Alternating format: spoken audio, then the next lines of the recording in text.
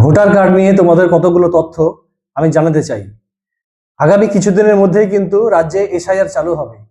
আর যদি রাজ্যে এসআইআর চালু হয়ে যায়, সেই ক্ষেত্রে কিন্তু তোমাদের ভোটার লিস্টে বা ভোটার কার্ডে যদি কোনো নাম ভুল থাকে, তোমার বাবার নাম ভুল থাকে, তোমার জন্ম তারিখ ভুল থাকে, তোমার ঠিকানা ভুল থাকে, তাহলে কিন্তু এসআইআর চালু হওয়ার পর থেকে এসআইআর হওয়া পর্যন্ত এইগুলো কিন্তু আর চেঞ্জ করা যাবে না। অর্থাৎ তুমি চাইলেই তুমি তোমার নাম চেঞ্জ করতে পারবে না, তোমার বাবার নাম চেঞ্জ করতে পারবে না, তোমার জন্ম তারিখ চেঞ্জ করতে পারবে না, তুমি তোমার ঠিকানা চেঞ্জ করতে পারবে না, তোমার ছবি চেঞ্জ করতে পারবে না।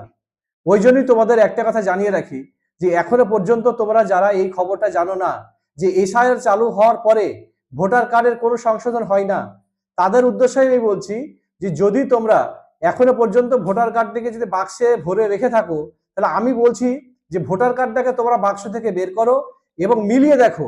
আমি যেগুলো যেগুলো বললাম সেইগুলো ঠিক আছে কিনা অবিলম্বে মিলিয়ে দেখো। মিলিয়ে দেখার পরে যদি দেখা যায় যে না কোনো একটা ভুল আছে, তাহলে আমি তোমাদের বলবো যে তোমাদের বাড়ির কাছে যে সমস্ত তোমার কম্পিউটার সেন্টারগুলি আছে, সেই কম্পিউটার সেন্টারগুলোতে গিয়ে তোমরা কিন্তু এই কাজটা কিন্তু করিয়ে নাও।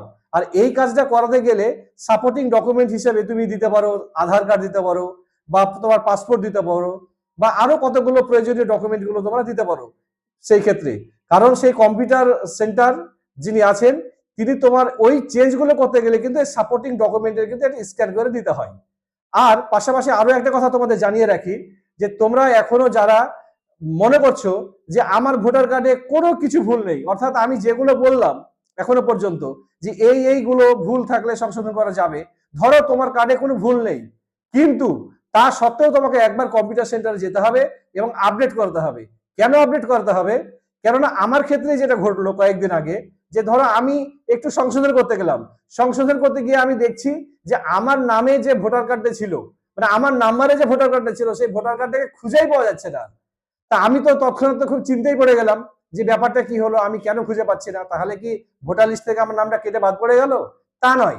আসলে যেটা হচ্ছে এখন বর্তমানে সবারই ক্ষেত্রে নয়, কোনো কোনো ব্যক্তির ক্ষেত্রে যেটা হচ্ছে যে সেটা হচ্ছে ধরো তোমার একটা ভোটার কার্ডের ধরো কোনো ভুল নেই, কিন্তু ওই যে একটা নাম্বার হয় না ভোটার কার্ডের, SQP দিয়ে কারো নাম্বার হয়, কারো WB দিয়ে কারো নাম্বার হয়, ওই নাম্বারগুলো কিন্তু অনেকের চেঞ্জ হয়ে গেছে। মানে তোমার বাড়িতে যে আধার কার্ড, তোমার বাড়িতে যে ভোটার কার্ডটি আছে যে নাম্বারে আছে, অনেক সময় কি হয়েছে যে ওই নাম্বারটাই চেঞ্জ হয়ে গেছে।